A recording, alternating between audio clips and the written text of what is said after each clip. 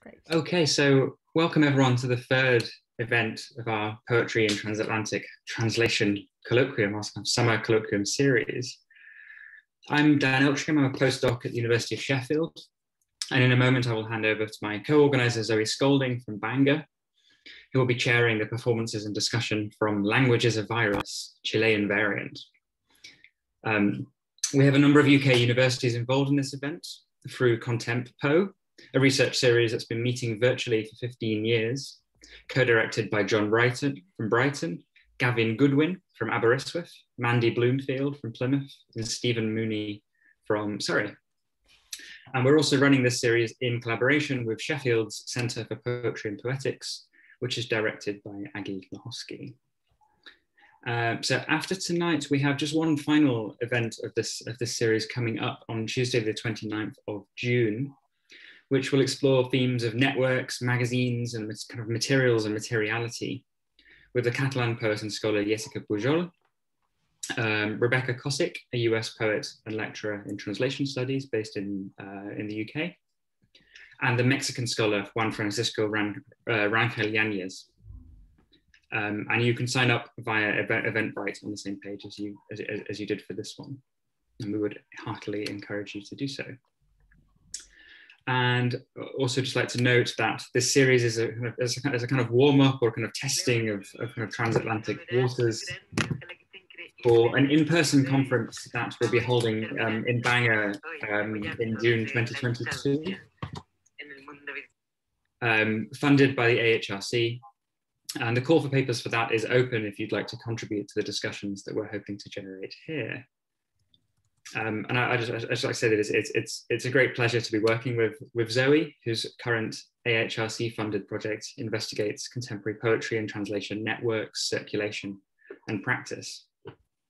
And the collaboration with Zoe is proving to be extremely generative for my own current research, which is funded by the British Academy, which traces translations of Latin American poetries of resistance by Anglo-American poetry networks. We're kind of teaming up with our kind of common interests.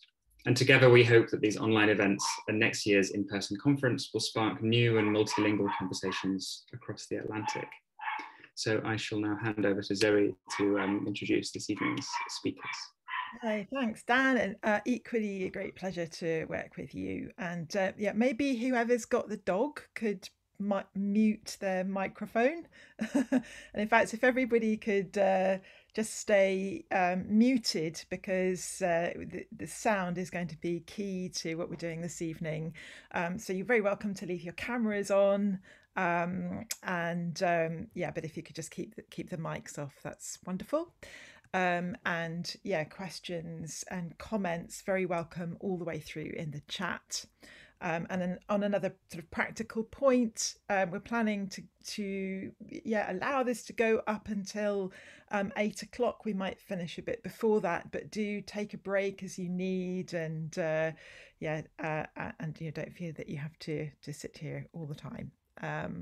Okay, so Languages of Iris is a series of virtual conversations with a particular focus on sound poetry.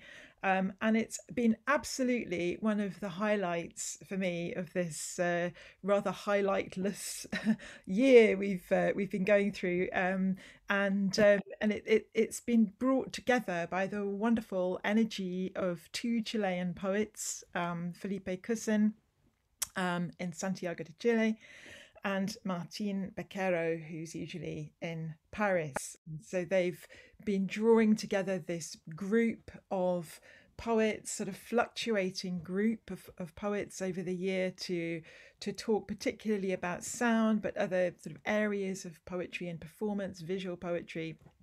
And it's been absolutely wonderful, and it's opened up not just a kind of transnational grouping, but also what's really special and distinctive about the Chilean poetry context, which of course has really interesting connections with the UK, as may well come up in our conversations. So it's a real delight to welcome here Felipe and Martín and three other poets that they chose to be part of this evening Anamaría Briede Westermeyer, Martín Gubbins, and Sommer. Unfortunately, Sommer can't be with us in person this evening, although we are going to see a video that she's given to us for the event. So we're going to be hearing some new and recent performances, and then we're going to have a conversation. And if anybody is actually located in or near Bangor, the performances are also going to be shown to a limited audience on Monday, the 21st of June at 9 p.m. in Bangor University in the Main Arts Lecture Theatre. So you can then hear this work at full volume as part of the Metamorphosis Festival. But this event this evening is a unique chance to talk to the poets as they present their work. So Felipe Cussen, who's going to be co-presenting this evening, is a writer, musician and researcher and a professor at the Institute of Advanced Studies of the University of Santiago de Chile. His research focuses on experimental literature, the relationship between literature, music and the visual arts and mysticism.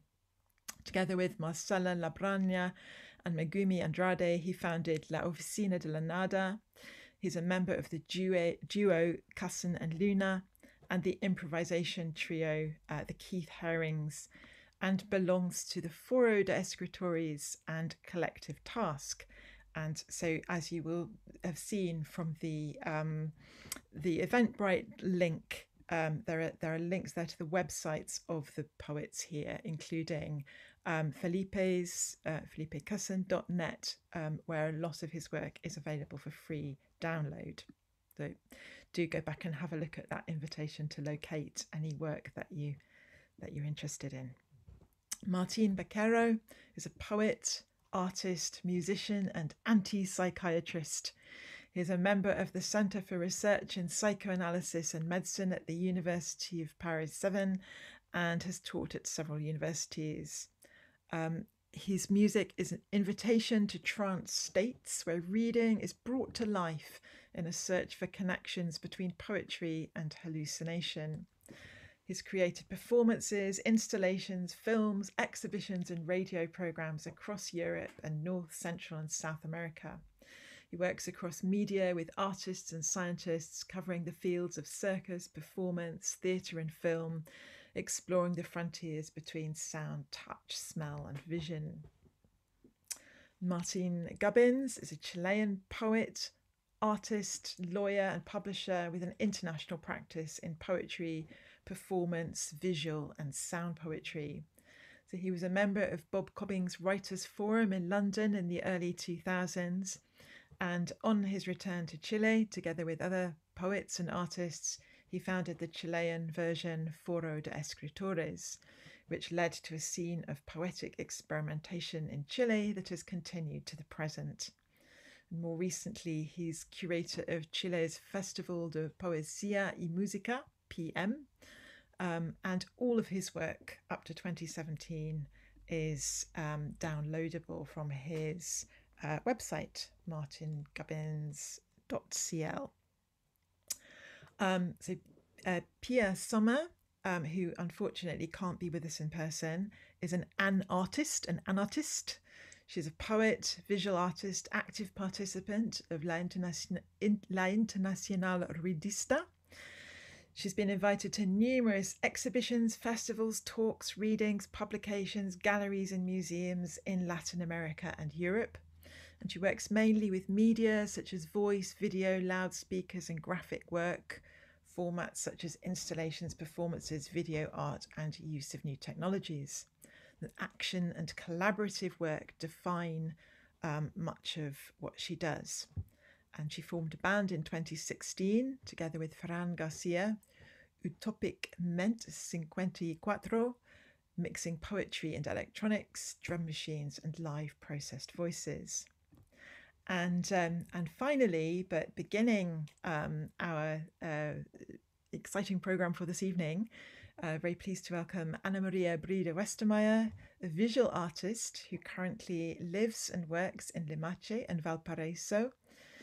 She develops her visual work through the media of drawing, poetry, sound, movement, and space, often working in collaboration with the poet Agatha Grodek.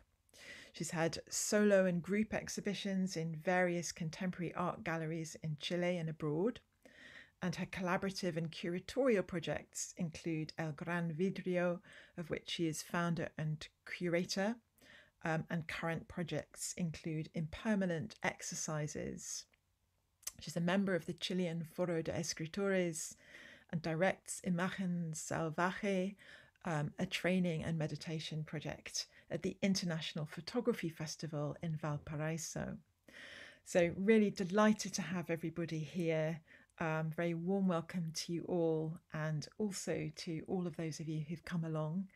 I will hand over to Anamaría and Felipe, who together are going to start us off.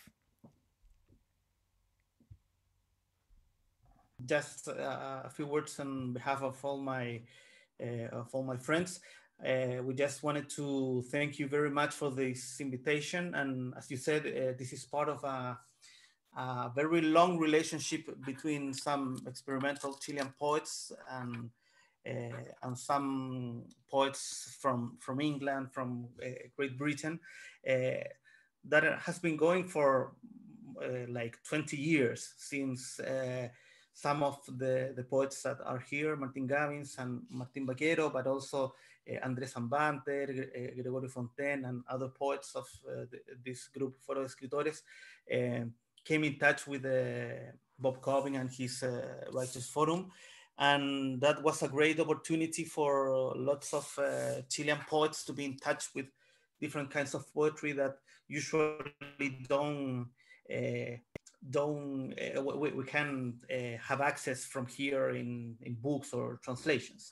So this relationship has been really rich for all of us. And I think also that has been very interesting for you fellows over there to know about the things that we're doing here in South America.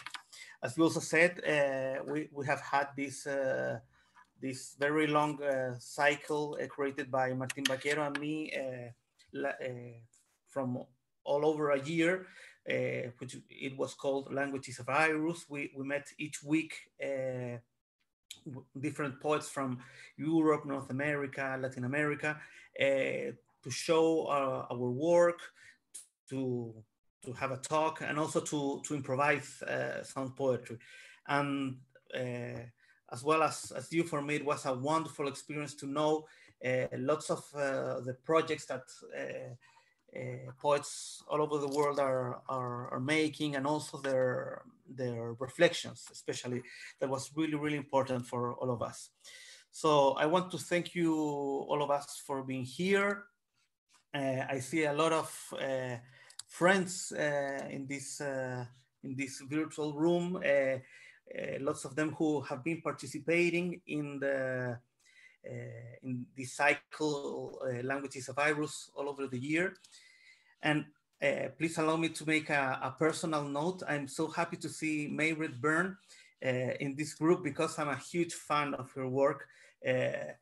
Her essay about the difference between poetry and stand-up has been a key work for me to think about performances. And in fact, I used to teach them to my students. So I'm very happy to see her, and of course, all of you friends in different countries.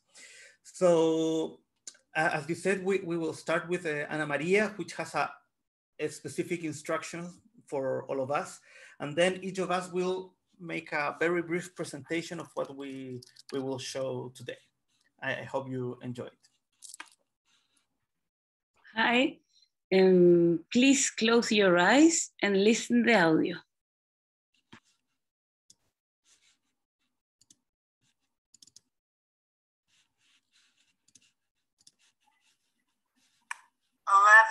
Instructions for reading the sound texture of the text. Step 1, take the desired book and make a corporeal silent scroll through all the rooms and places of your house.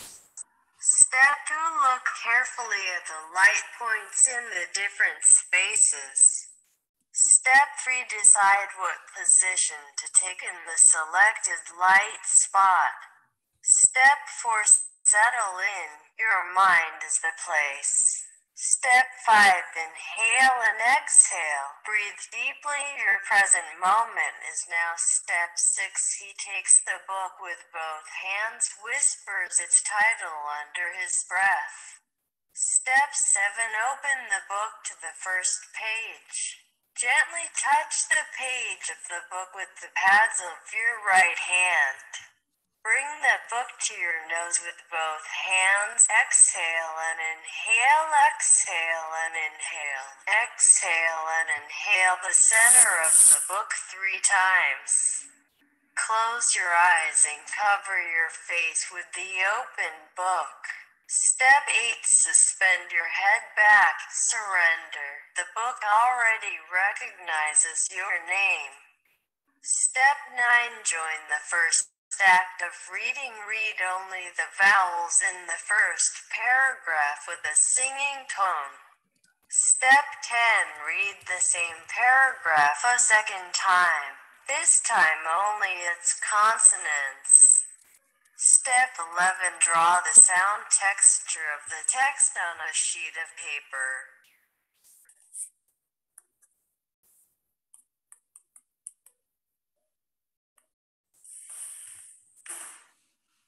Instrucciones para leer la textura sonora de un texto en 11 pasos.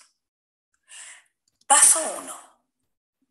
Toma el libro deseado y haz un desplazamiento silencioso corpóreo por todas las habitaciones y lugares de tu casa.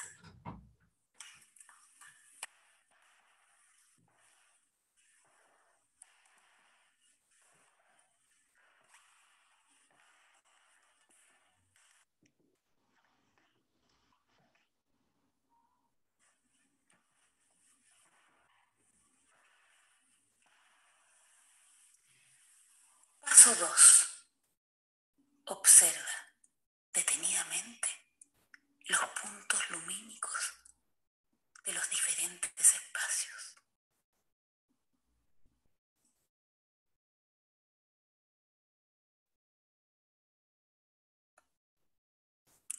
Paso 3. Decide qué posición tomar en el lugar lumínico seleccionado.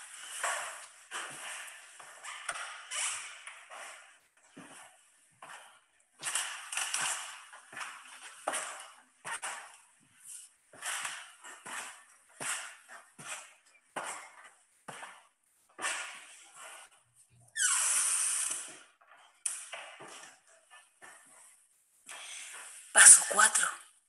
Acomódate. Tu mente es el lugar.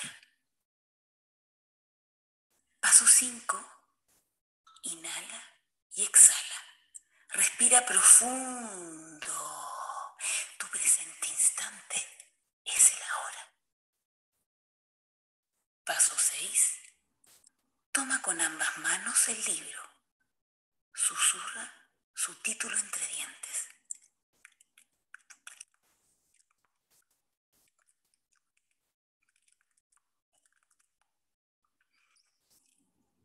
Paso 7. Abre el libro. En la primera página, toca suavemente con las yemas de tus manos derechas la hoja del libro.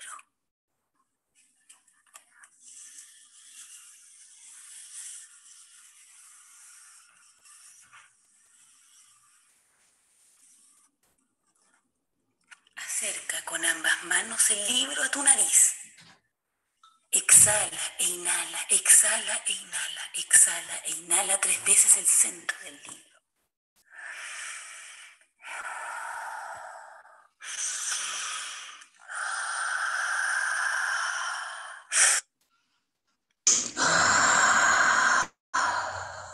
Cierra tus ojos y cubre con el libro abierto tu rostro. Paso Paso 8. Suspende tu cabeza hacia atrás. Entrégate. El libro ya reconoce tu nombre. Paso 9. Incorpórate al primer acto de la lectura. Lee con tono cantadito, solo las vocales del primer párrafo.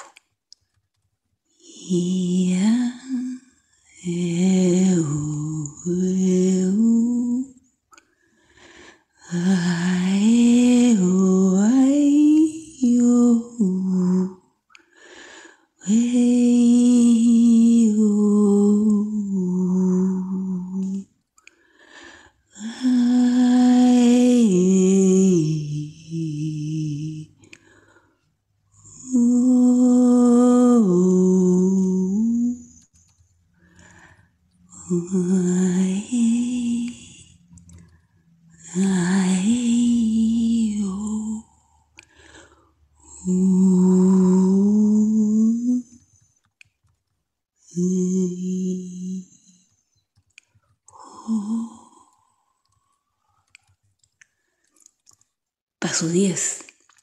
Lee por segunda vez el mismo párrafo. Esta vez solo sus consonantes.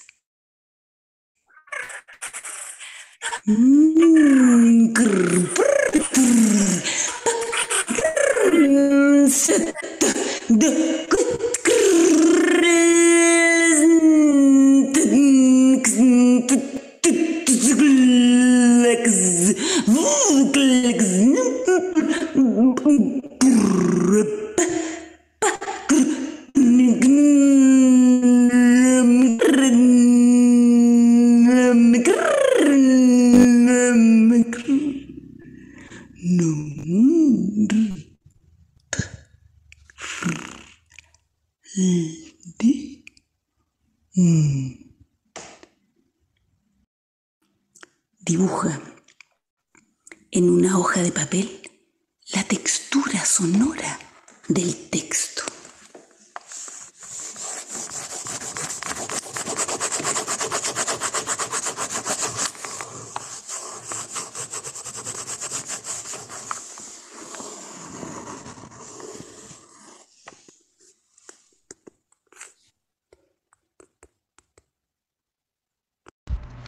Instructions to read the texture of the sound of a text in 11 steps.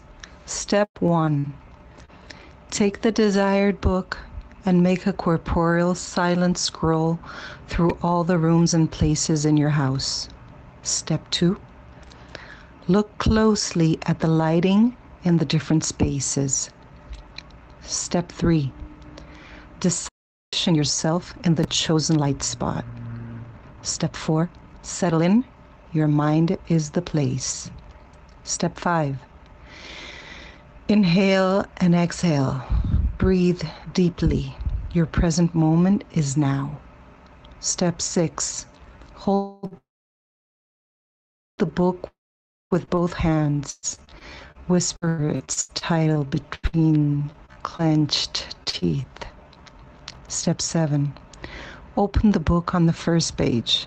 Gently touch the page of the book with the pads of your right hand.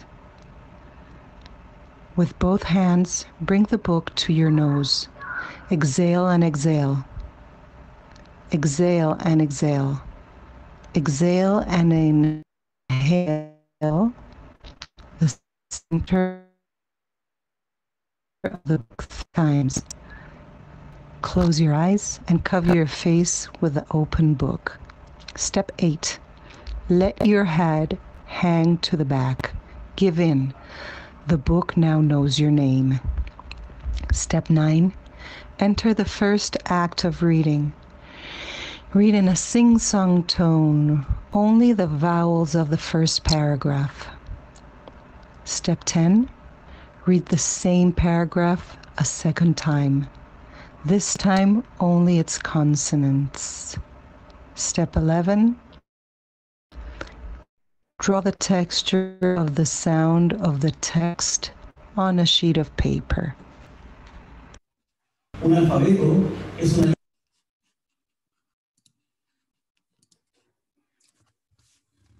Thank you very much, Anamaría. And as you saw, and later we will talk about it, there were 3 different versions.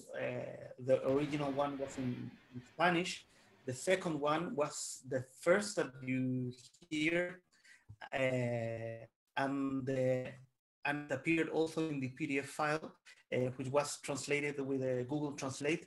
But then the last voice and another file that I will show you later is a correct translation made by Anamaría's friend. So we'll talk a little more about it later. And now Martín Gubbins will explain everything about his work. Okay, hello everybody. Many thanks, Zoe, Dan, and all who are here.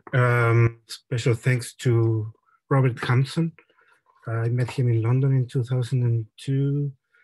We exchanged a lot of emails. He helped me quite a lot in preparing my dissertation. He doesn't know this probably, but he did. Thank you, Robert. And I will present the latest version of a work that I started doing in London, precisely in those years, 2002. It's a book. It was finally published in Santiago in Chile in 2017, 15 years after it was first composed, then there in London. It is an alphabet, a classic form used by visual poets. This is a kinetic alphabet, if you will. Each page contains one letter repeated many times to form these compositions. Some of them work better than others, of course, but the idea was to try to create some sort of kinetic visual poetry. So this work has been transformed and transferred to different formats along the years. I've made grabados. Ayúdame, Felipe. Paintings. Sí. I've made big installations with these pieces, electronic music readings, using it as a score, many things. And the one I love the most is the performance we did at the National Library in Chile, a very French-style 19th century building that integrates all the important books, etc., and the files of the country. We launched the book there. The presenters were precisely Felipe and Marcela Labraña, and we did a performance that consisted in what you are going to watch now, which is a reading of the entire book.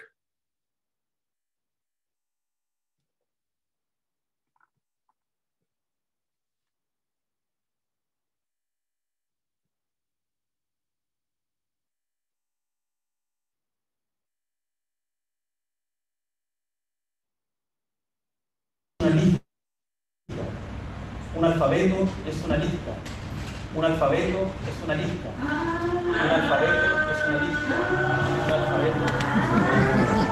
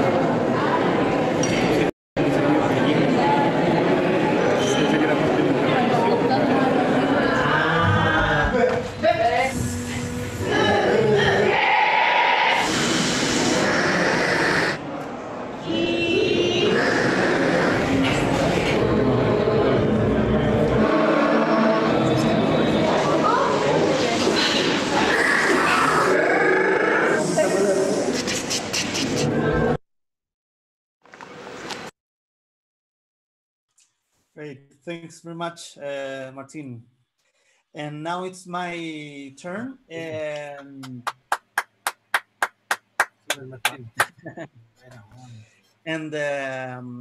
now it's my turn, and I will show you a video that shows two versions of a very important Chilean poem, which is called Alcazor by Vicente Huidobro, a modernist poet.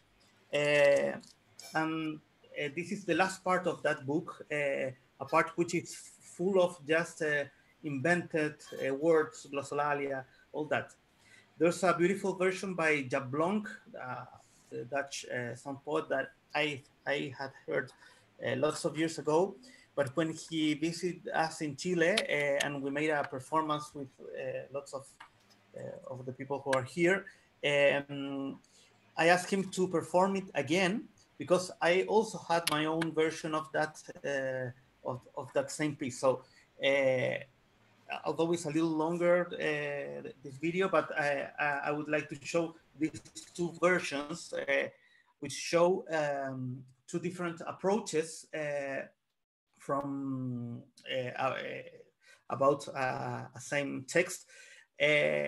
And it's funny because Vicente Huidobro is a poet that didn't record his voice, so we don't have access to how he could have thought of these possible performances. So here it is.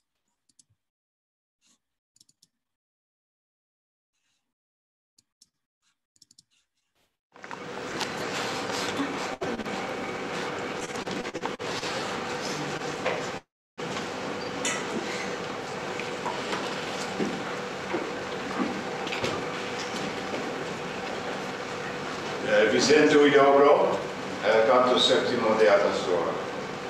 Vita lunga, matrisola, matriola, ola mina, ola sica, isonauta, olandera, urruaro, ia, campanuso compasega, tralala, ai, marsentieta, nauta, redotelli, tagliare in un scenario, ia, la ribamba, planareggia, la ribamba, positereggia, la ira, bomba, rilanda, lirilam, aia, amporio, aia, ulula giù,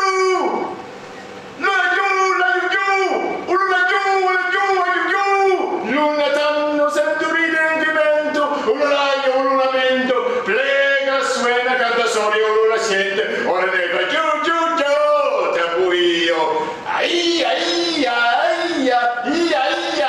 ui, talalida, rumaro, orario, la, remmi, lam, uliaiu, solinario, la, mollo treio, la lu, Montresoli, Mannotrina, ai, Montesura, la subirium, Montesol, los Bonsera, Solinario, Arrurau, Isamente, la, il arca, Mogliolina, ormana, mamari, haula, vitradente, pausa, il figlio, inviato, Zerodia, orinario, urura giù, Montagnendo, una maniglia, arrosilla, uno lo siente, pariva, riparisa, taverra, cambon, viola, la lì, ora siento aronida, la lì, ia, oh, ai,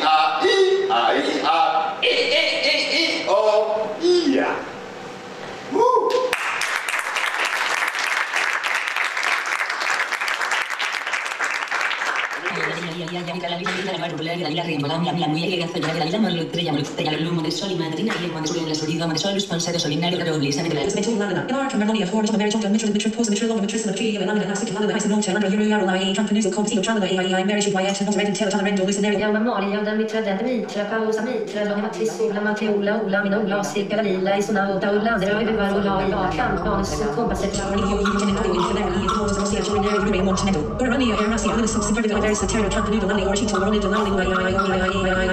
On claverait la ribamba titrait la les rameaux marinant la lulame. Et à temps pour ya y a une attendons sans rida l'infimement tout.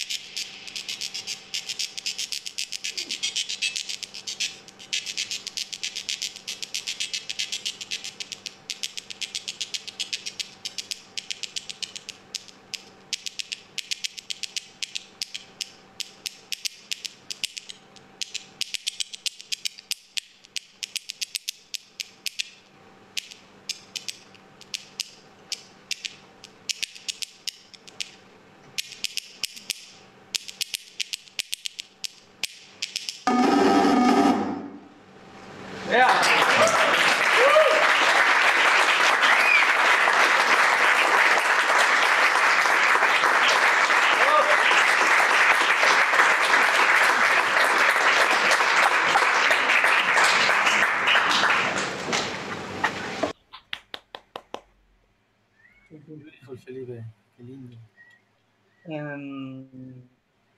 Now it's the turn of Pia Sommer's.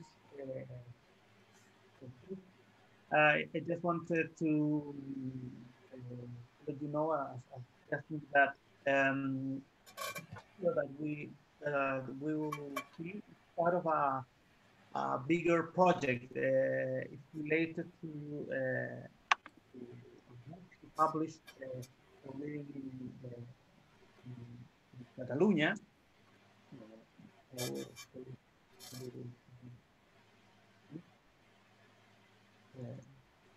The book called El Frente de los Geranios. Here you can, if you go to her website, piasommer.com, you can check the actual text of that book. And now we will see the performance that she made related to that.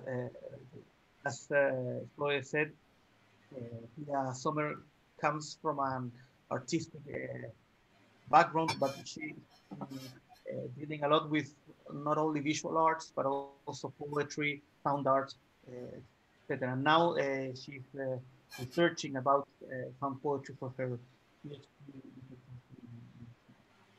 Here's Pia's work.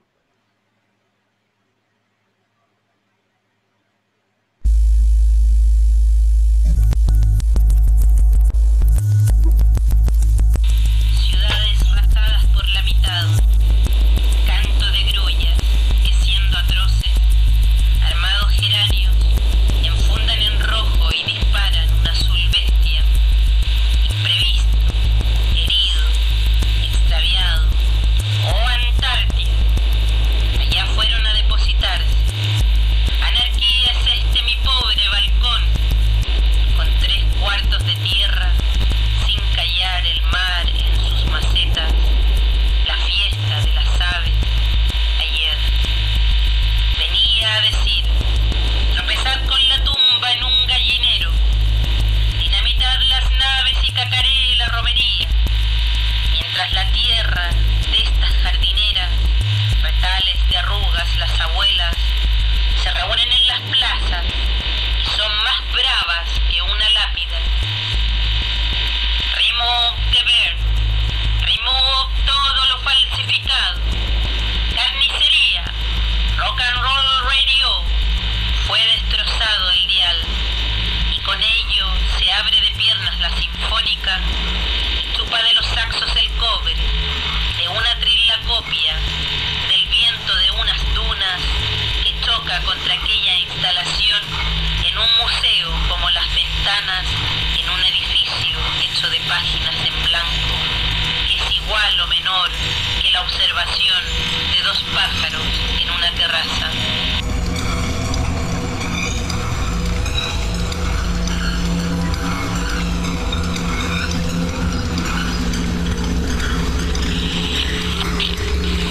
Fuck you, artist pop. Fuck you, partido religioso. Desvalijado movimiento sangra. Arrojado al teclado post-sig la generación, sensa sentencia, es nervio y combo, muerda la culebra, piraña y lobo, cuando decimos que vamos. Podría decir, bloque de geranios montando la guardia, horizonte rocoso, salvaje y duro por los flashes del pop, los flashes del plagio, los flashes del utilitarismo, los flashes de las estrellas de algodón, los flashes de la contradicción, de la desventura, los flashes del triunfo de la aberración. Un bloque de geranios, venimos a decir, la punta de la cabeza como la madre de la flecha, el avance del frente como la flecha de la madre, cáscara de Judas, timón de soberanía, viva y desenmascarada. No hay herradura fundida sin dolor.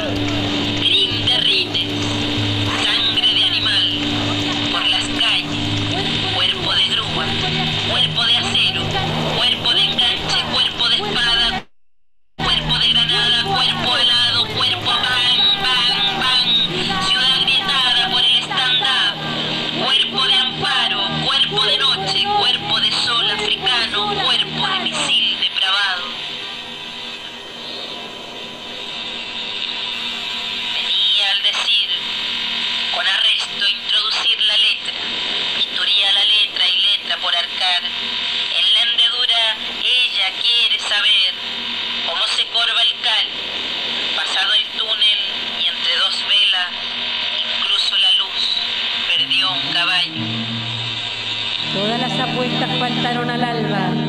Planeta olvido de cielo. Se apagó la noche sin nombres y las estrellas fueron violadas con una botella de plástico. Rompimos en órbita y los bares fuimos nuestra casa. Cientos fuimos la metralla. La palabra brotada del asco, la palabra brotada del abandono, la palabra gemida del goce, la palabra ganada en la barra, la palabra de lengua cortada. ¡Dispara por la boca! Fuimos musas del bar y de ellos fuimos gloria.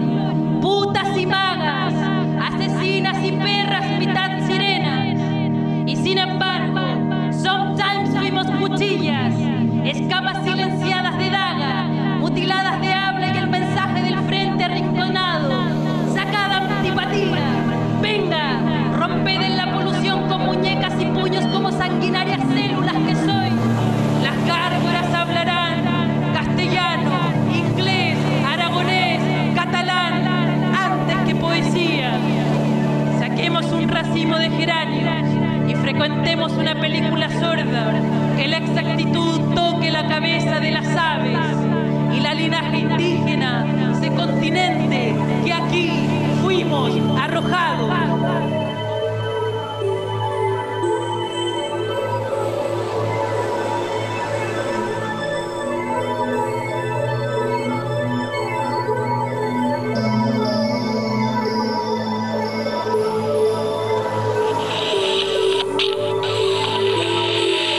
¿Cómo decir, Samuel, sin tierra cuando sin amor y sin casa el arte que cuando sin casa el amor que cuando sin arte con casa, el silencio con arte que cuando estalla revolución. Desembúchate un paseo y sácate un cigarrillo. Vamos, el combate sin piernas, el plomo, haced una devolución con casa y punta y codo, soldaditos tristes creyendo en el cyberwar. Die ganze Welt, continente geranio, avistamiento del pasado, de la memoria saqueada, popelectro traje de masa, tu brote leñoso es un sonido fisurado, tanto que moda, tanto que barbarie, tanto que limosna, tanto que ruina y calamidad, tanto que no es tanto. Vamos al frente, estos geranios viven de esto y esto, es más, es pan, es paz, es negra, fe.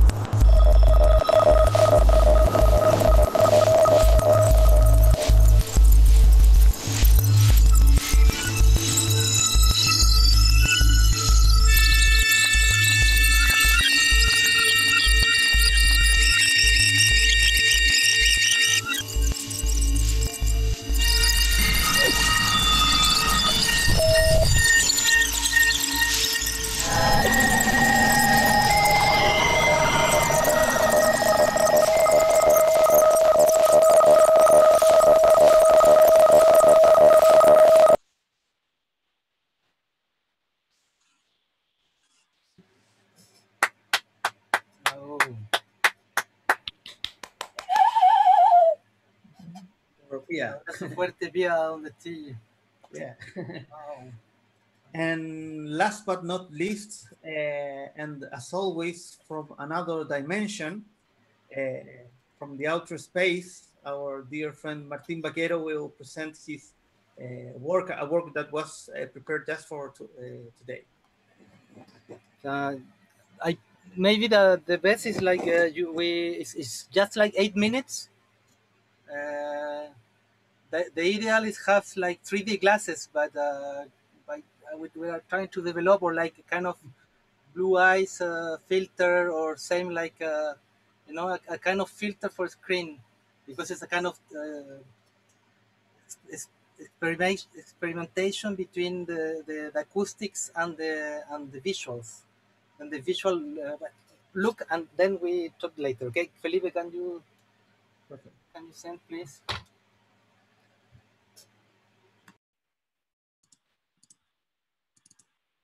Comienza el poema. Comienza el poema. No sé por qué ni cómo, pero aquí está. Por qué ni cómo, pero aquí está. Ni cómo, pero aquí está. Insiste en ser. Insiste en ser. En ser lo que aún no ha sido. Lo que aún no ha sido. Lo que es y lo que no es, no es, lo que no es, no es, lo que no es, no es. En el rumbo vacío, me encuentro con usted.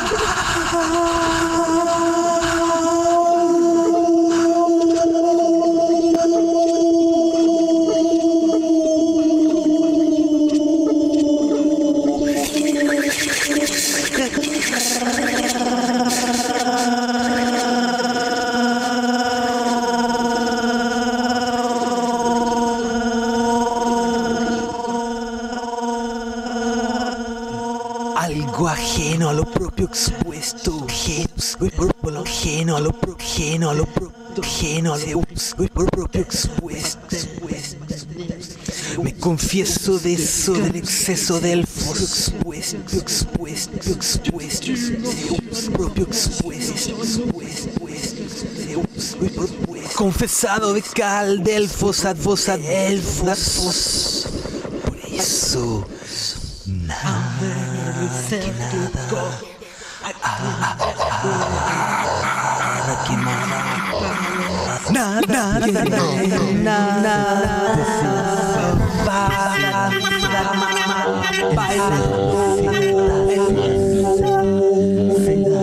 El hielo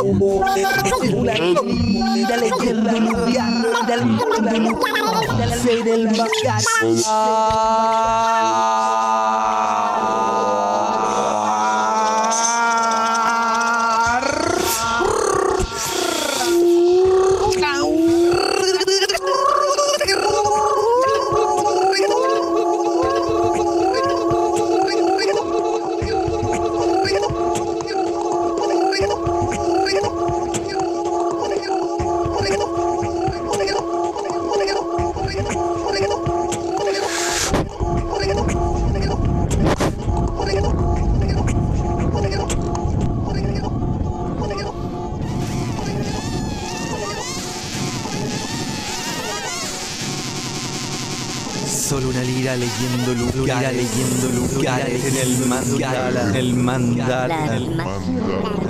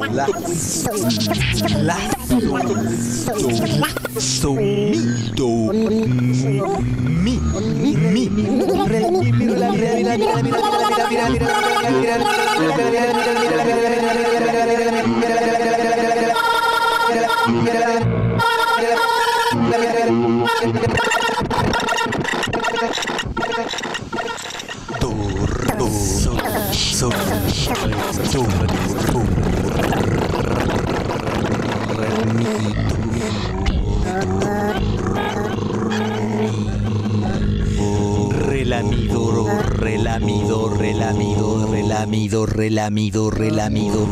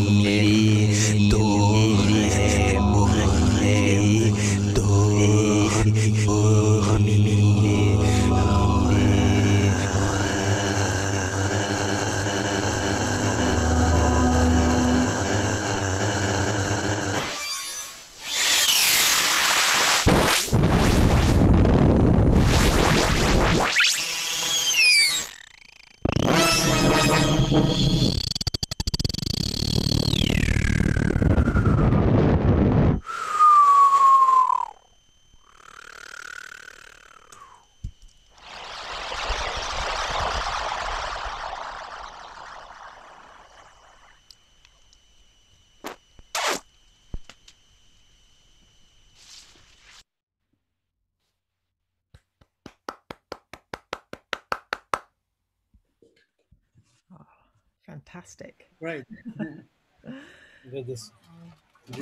Wow. Well, thank you so much, everybody. Really amazing performances. I mean, maybe we could just give a round of applause if people would like to unmute themselves now and clap, everybody, because yeah.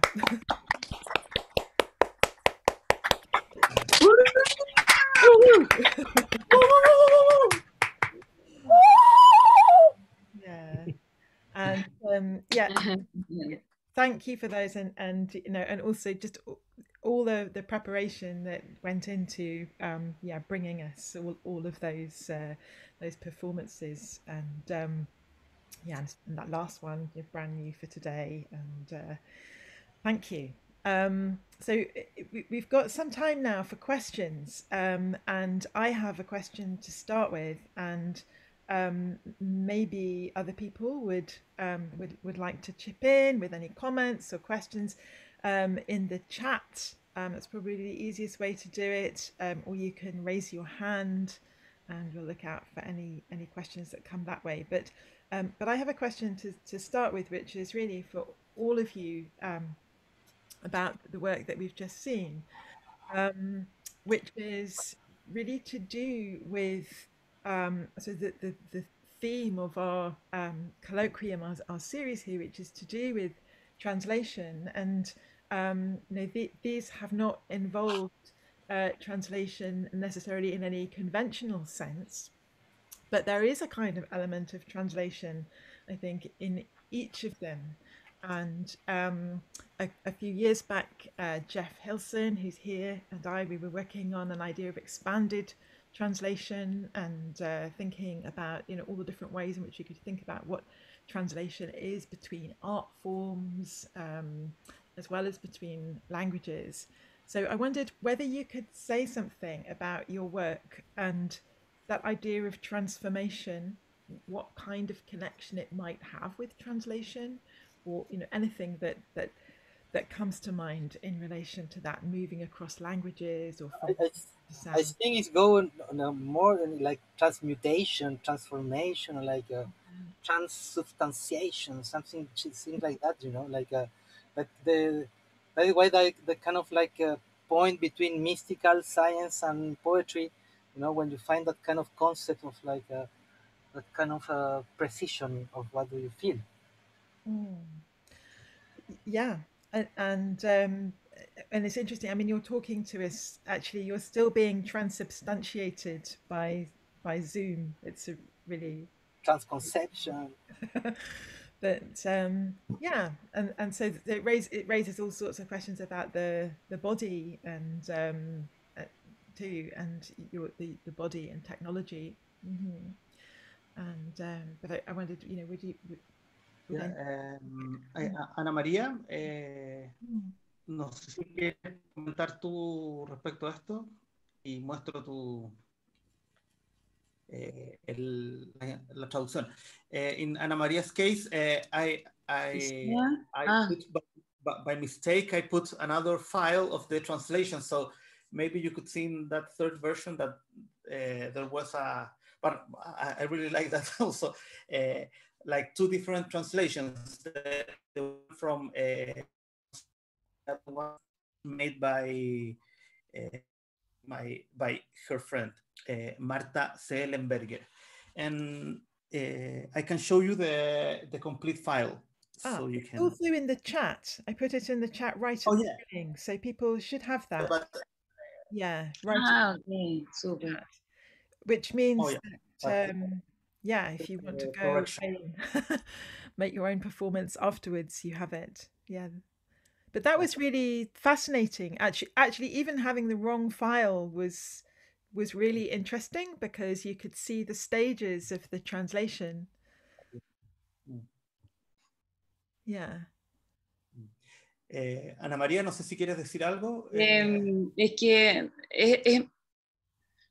el proceso, la verdad que este trabajo lo hice para esta presentación. Encontré estas instrucciones que había hecho yo el 2018. ¿Quiere eso? Yeah, this project was made especially for this occasion. She found this instructions in 2018.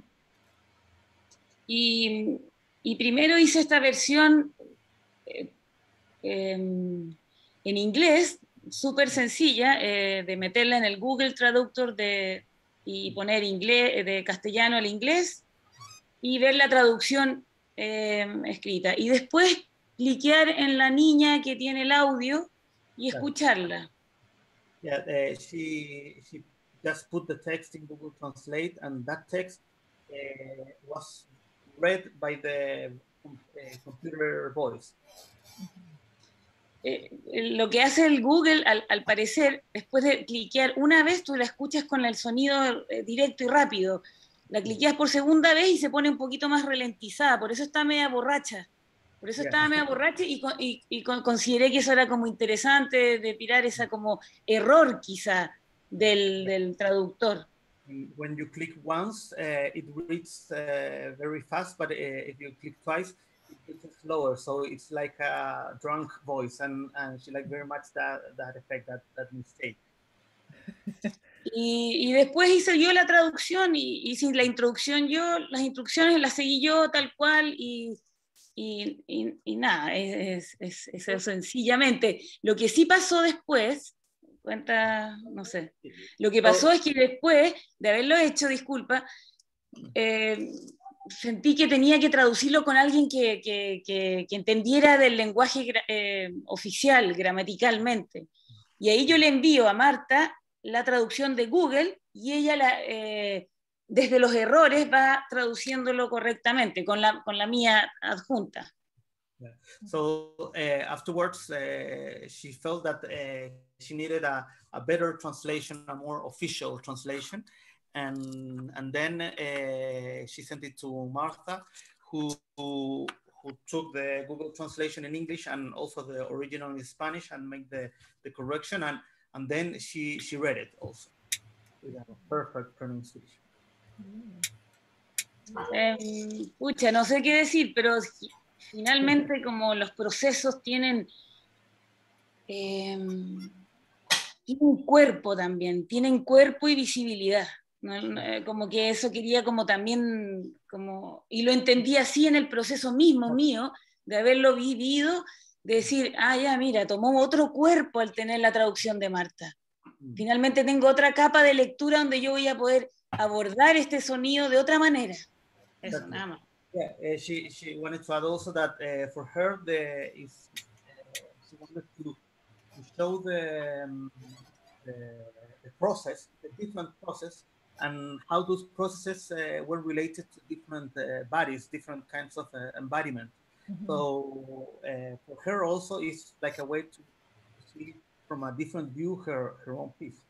Yeah, but I think that was really fascinating because it was dramatizing something that we experience in reading, which is the encounter of a text with a body, and it's making very obvious things that are often we pretend are not happening, and our relationship with machines. And it was really fascinating. I thought that movement from the machine to the body and then another body, and dice Anamaría que eso es que le gusta que una serie de procesos que hacemos todos los días de manera muy cotidiana, sí, pues, nos olvidamos un poco, tú lo estás poniendo en evidencia. Claro. Un poquito, pues. I wanted to add in relation to my own piece that I also use the same procedure as Anamaría, asking the computer to read the text. In this case, I was thinking because especially in Russian futurism, there was the idea of an universal language that could go different idioms, different cultural context, etc. And Vicente Huidobro's piece is related in a way to that idea of like an international language. And so what I did in this case, and also considering that the first sound performance of this piece was made from by a Dutch poet, I asked the computer to read the same text in different with different pronunciations. I have like, I don't know, in the computer there are like 30 different voices, different kinds of Spanish, different kinds of American and English and Italian, Russian, Japanese, etc. So I asked all those voices to read the poem, and there were some very funny mistakes because, for example, in French, when the computer read "I," which "I" is like an interjection in Spanish, like "I." You say when you when you cut your finger, something like that. But sorry, it's "ia," no "I." It's "ia." Yeah. That "ia," which is repeated a lot of times in the text. But when the computer in French read that part, it said "intelligence artificielle," like the "ia." It was very, very funny that in the middle of a very strange poem, it said "intelligence artificielle." So, yeah. Well, just like Anamaría, I love working with those mistakes. Yeah, wow, and that was I mean an incredible piece. And I should add, Jaap Blanc did actually come to Bangor in some time ago, but it's a nice connection. Yeah. And then another kind of transatlantic link too, in a different way. And so you were working in parallel, I suppose, with with his interpretation there. And what was happening? Oh, yeah. No, I made a little research. I wrote an essay about the sound qualities of that poem of Vicente Huidobro, and I analyzed Jaap Blanc's version, and also a musical version from a Chilean group, Quilapayún. So I compared those two versions and tried to see how each version can be considered as a different reading, as a different interpretation of same text. Yeah, and so as you were going, sort of processing and breaking down those sounds, I mean, what was happening there, and what were you using to do that? Yeah, the only source of sound is the voices from the like these 20 or 30 voices, but then I put them all in a same master track and apply different effects. And it's funny because when I was looking at it, I was thinking, I don't remember. I mean, I have the set that I prepared, but it had some sections, but it's very improvised. So, and I was also using some a sensor when I move the hands. It's because I had a sensor that reads the movements of your hands, and it translates into MIDI messages to the software. So it's a very physical piece. I don't like moving when I read poetry. I like to be very quiet, but in this case, I was more engaged in that. And of course, it makes it a great performance piece too. And I mean, with Dobro too. I mean, that's interesting. I mean, such a sort of major Chilean figure. And do you see continuities with his work in what you're doing? I mean, that's not an accidental? No. It's a specific choice, of course. Well, Martín Gubbins once wrote that maybe the impact of this work, Altazor, was so big that it took us like 50 years in Chilean poetry to recover from it and to start again doing some sound poetry, because there's very few sound poetry in the Chilean avant-garde. There's a lot of visual poetry. I mean, that's like the main continuity. But if you want to think about like a trend of sound poetry in Chile, at least, it really starts like in the late 90s and early 20s with some of us who are here and other ones that we mentioned, like Gregorio Fontaine, the Hunter, and lots of us. And today there's a very big community of sound poets and also of poets that work with the musicians. So it's funny. Now it's like trendy to be sound poet, but well. Yeah. Okay. Some poetry now is in the big museum in contemporary art, like since 5 years, you know, like strange. But they say it's. I think that about your question, Zoe, I think with all that has a that connection with like kind of creationist idea of not to be in symbolism like in the past, you know, because symbolic poetry is always the past, the nostalgia, like Baudelaire, Rimbaud, you know, like and the step was given at that moment, you know, with Mallarmé and that kind of movements. And with other take like Velimir Klevnikov, you know, the guy in Russia, the Russian poet who he really talk about it, you know, that kind of when poetry is not about like kind of platonic state of the past, you know that when you change a letter into a poem and a verse, you are changing the communication, the world, the emotions, everything, you know. In that sense, with Oro, recover that with a kind of creationism. Vallejo also, when he wrote Chilce, he created a lot of neologism, you know, like Joyce also, of course. But I think the Klevnikov was the first in that moment. It's totally about, he was ornithologist at the same time politician with ideas like mystical anarchist poetry. Anyway, I think in that sense, with Oro, really close friend of Tristan Tzara, you know, Jean, comment s'appelle? Yeah. Jean Arp. Great. Yeah.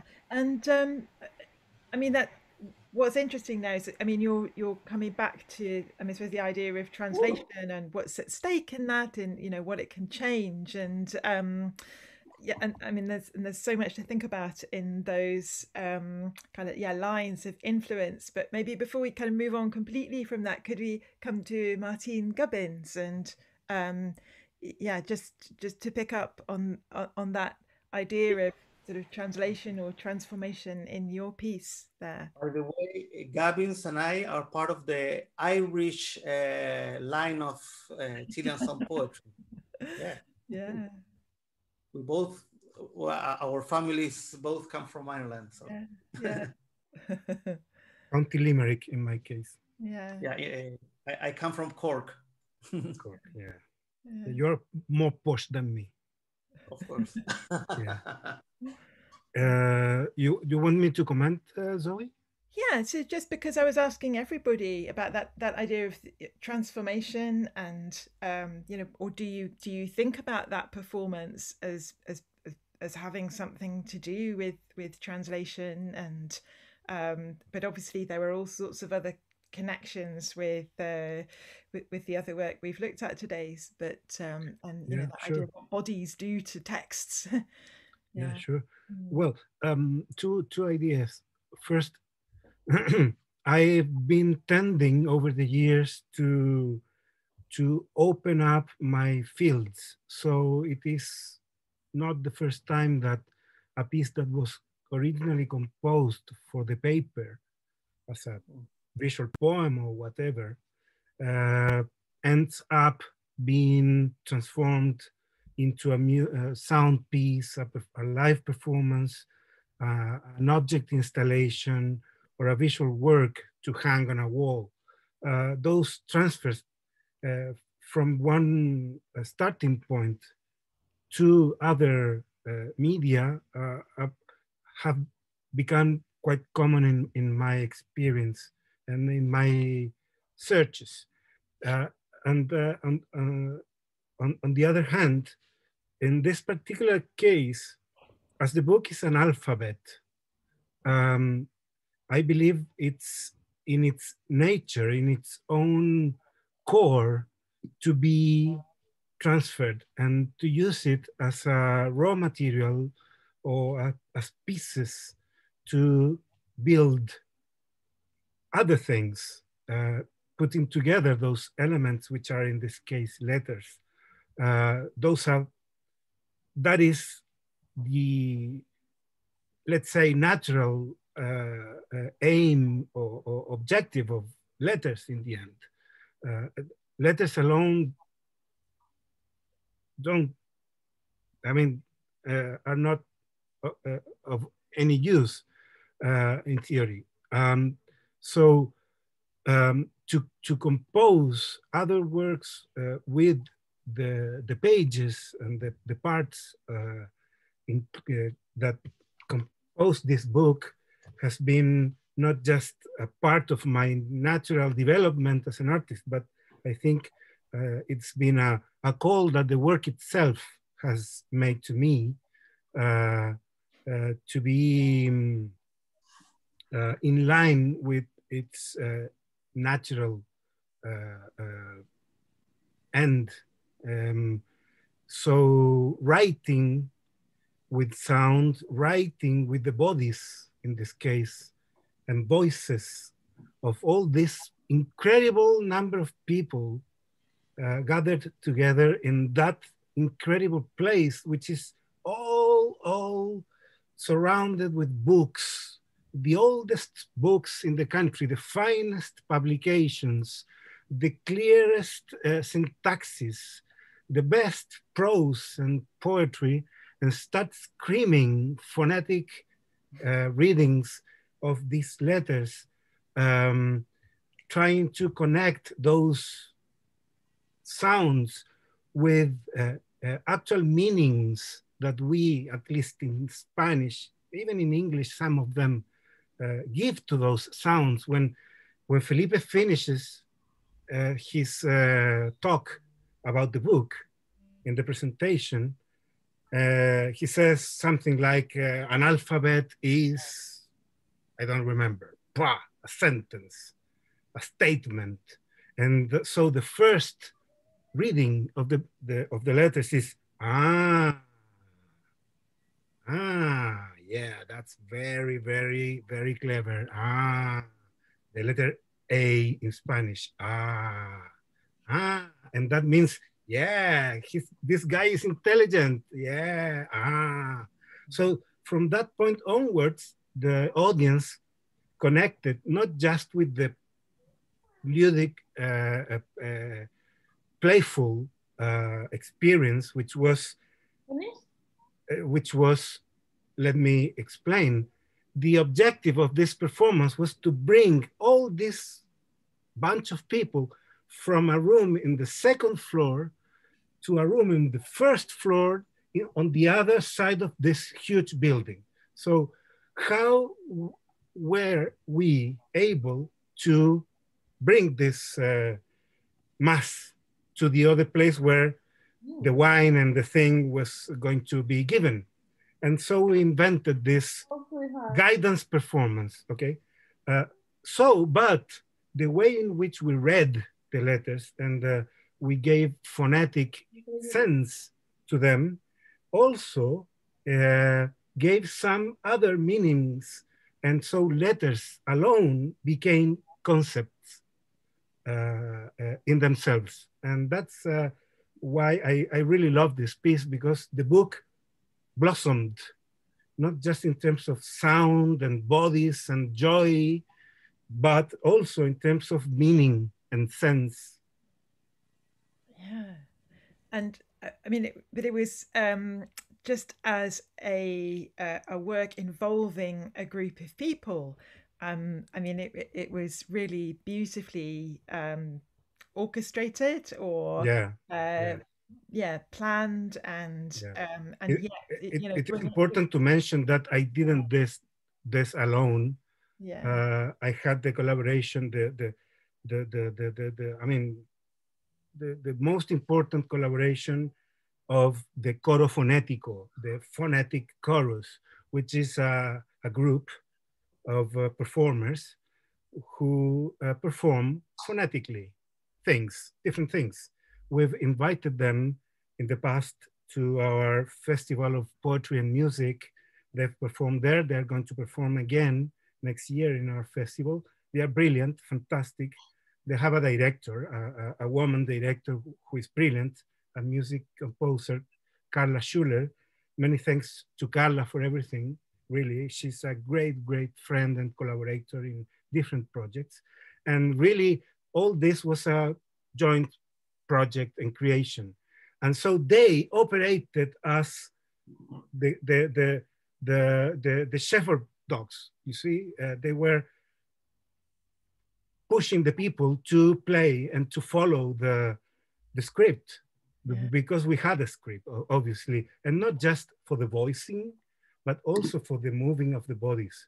When the letter C came, I remember we did gestures with our arms, things like that. When the H came, for example, the letter H, which in Spanish, we call it a muted letter, we did it standing on the on that part of the stair, which is we call it un descanso, the place where you rest a while, you see, between the two parts of a big stair, you see? So we did the letter H there because that was the resting place. And things like that. So the script was constructed using the architecture of the building as a line to work along. Mm. That's great. Hi, Robert. I saw you. Hi. Hello. Good to see you. So, sorry, I was going to say, I love the movement of those bodies through that space, and particularly the kind of choreography of the figures on that black and white checkered floor as viewed from above. I thought that was amazing. Yeah, the camera work was also very, very professional, very good. I had a team then that worked with me in different things. Actually, it's the same team that filmed Felipe with the Jap when he came to Chile, and we organized this gig with Jap, and we all performed there, and we had that same recording team, which is great and very, very important for the result that we can see now. Because it's a further stage of translation, isn't it? Exactly. There's the translation of the book into the performance, but also then the translation by the camera. Yes, exactly. Another turn. Great, thank you. So Dan had a question. Dan, did you just want to ask that? Yeah, I can do. No, I was just wondering if any of the panelists are kind of in a position to say a bit more about Pia's amazing poem, which I was just looking at again. I really liked it. Just kind of thinking about its treatment of violence and the use of interlanguaging, the way that it kind of interjects these voices in English and German, and kind of translingual phrases like cyber world. And I'm thinking specifically about the kind of use of imperatives, like remove the verb, remove all falsehood, phrases like this, and like how we can think about imperatives as sort of like command or power injunctions that are kind of compelling a kind of forced translation, maybe. But I'd really like to know like more, just more about the poem. But I don't know if anyone kind of is in a position to do that. Felipe, maybe, I don't know. Yeah. But I wanted to compare it with other works by Pia, and it's funny because, for example, some of the of Pia's performances are usually like more like a virtuosistic display of expanded vocal techniques. She's really good in that. And for example, her performance some years ago at Festival PM was kind of that, like showcasing all the possibilities of voice. She has studied a lot of specific vocal techniques, etc. So what I like about this piece is that it is very different from that. She's more like in a character, and yeah, as you say, it's like a military, a soldier voice. And it's funny because this work is from like 2 or 3 years ago, but if you see and hear it now, it reverberates in a very different way because of the political context in Chile. I mean, in Chile we have, like in every country, like this fear of the the military, of the soldiers, and specifically that use of voice with the, how do you say, Martín Gubbins, ¿cómo se dice el? Megaphone.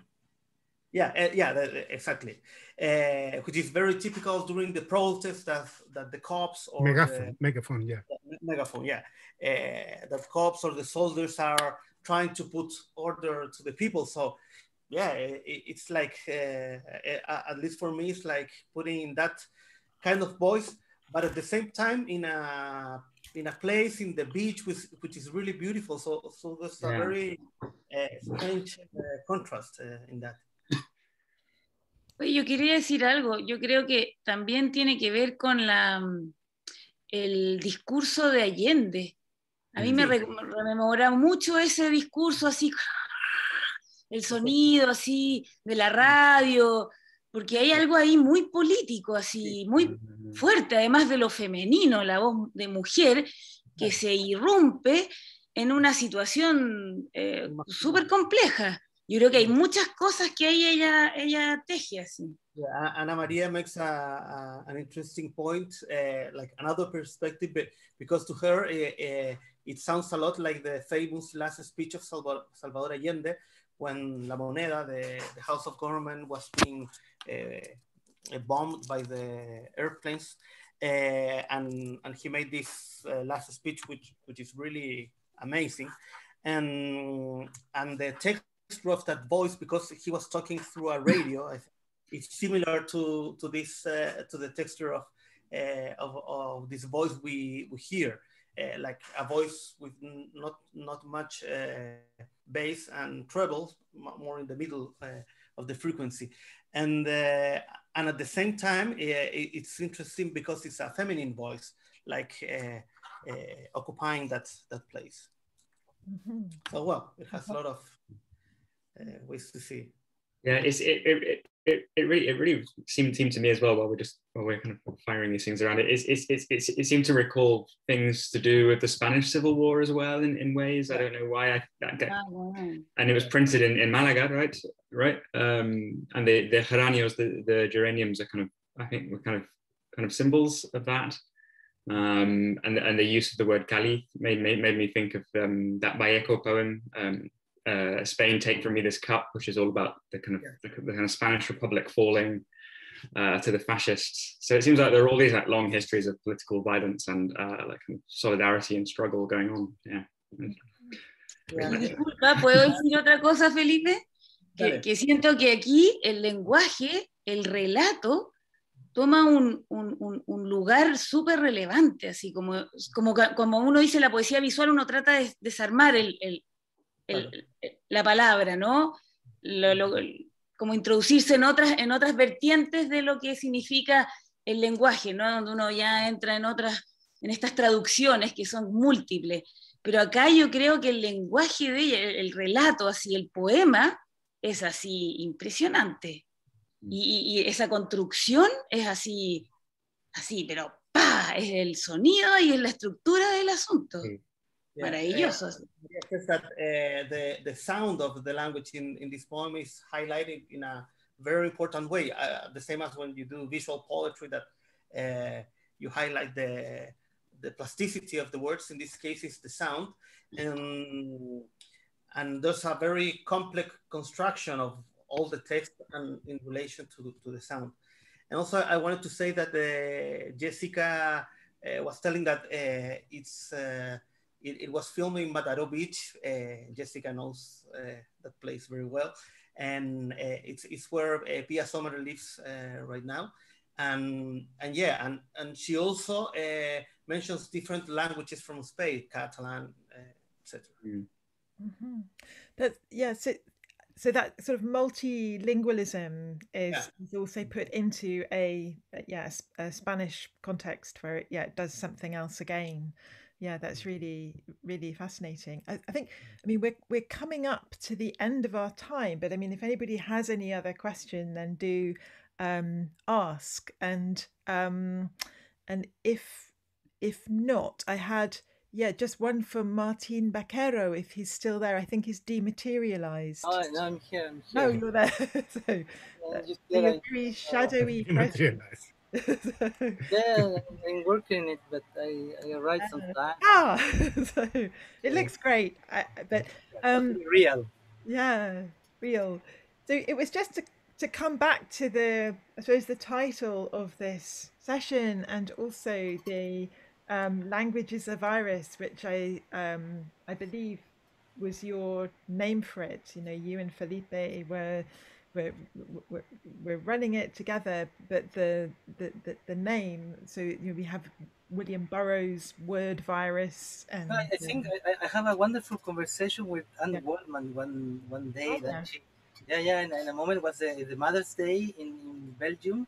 We shared the same festival, and his son was living, and she asked me like, "Can you be my son for one day?" You know, Anne Goldman, and we were really great, and we work, and she told me like how about William Burroughs described anyway the moment when the things that are virals in the way that the intellect creates some kind of, I don't know, like UFOs from everywhere, you know.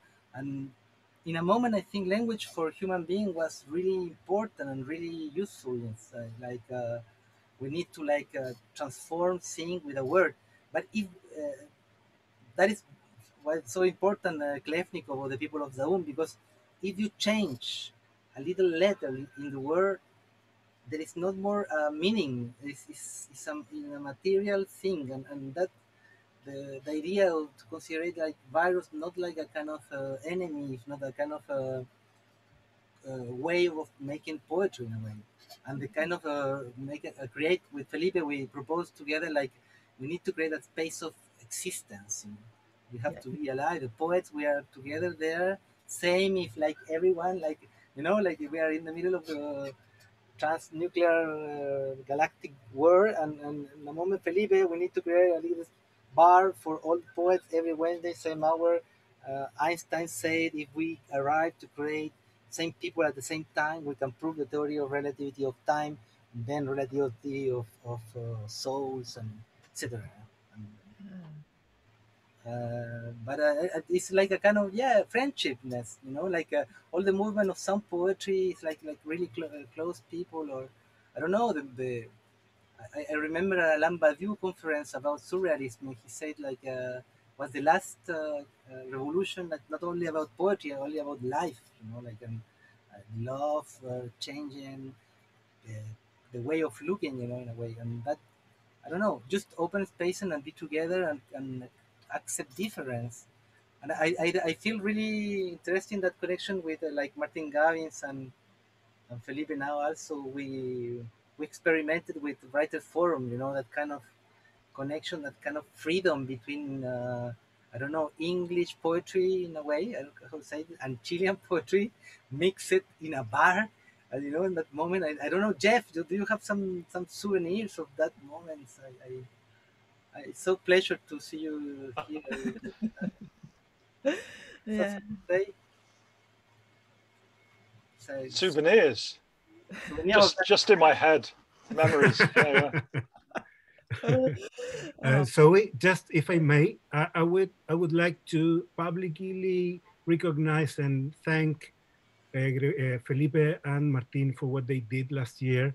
It was really important for me personally. They brought me out of my hole. I was in a very dark hole then. I didn't want to do anything. I couldn't do anything. They just pulled my legs and arms and brought me there and opened my mouth and forced me to speak. And I really appreciate that. They saved me. I love you. Thank you very much. And to you also, and to all that who participated. Really, thank you very much. Oh, no. Thank you, Martín. You also. Hoy yo quería decir también algo. No, maravilloso, pero la posibilidad también que tuvo esta pandemia de estar en estos rectángulos y poder conectarnos, que eso es lo que hizo Felipe con Martín, ¿no? De posicionarnos acá todos unos en sus piezas y en estos rectángulos comunicarnos, que es una locura, pero a la vez se traspasa el lenguaje a poder conectarse a una comunidad que es, como tú dices, de cariño y de calor. Eso. Yeah. Felipe, your mic. Anamaría was saying that this was a great opportunity during the pandemic to share our different spaces, and like also Martin said, like to produce a warm space where we all could meet from our homes. Yeah, great, thank you. And well, thank you for bringing it here tonight as well. And just want to add what Mairead says here: another act of translation is the demonstration of common interests in sound poetry, which yields an immediate sense of kinship. So whatever the language, there's an understanding, because we're all interested in materiality and how to apprehend language from the outside. I guess it's not translation so much as focusing on attributes that are common across languages. We pick the fruits that every language has. And it's been fun and fantastic joining you for this brief while. Thank you, as we've got lots of thank yous in the chat there. And I would like to add mine to all of you. It's really, really great to hear that work. And I'm going to be showing it in a real space in Bangor on Monday. And although you won't be there, I'm going to be giving everybody 3D glasses for Martin's piece. yeah, I didn't say, but if it's an experience about that kind of create that kind of spatialization of eyes, like make it with sound, and it was with a technical process to create that kind of little delay with different projectors around it. Yeah. But if you look with some glasses, any kind of colors, you will see really different things. Yeah. Anyway, and it's like that Zoe said at the beginning, like that connection of hallucination and poetry, because I think when poetry touch hallucination, we have some truth. Yeah, absolutely. So we'll test this out again, both the glasses and the hallucination on Monday. Hallucination is the first movement of the spirit. Yeah. Without hallucination, we will not exist anymore. Great. Wow. Muchas gracias. Gracias, Zoe. Thank you. Thank you very much.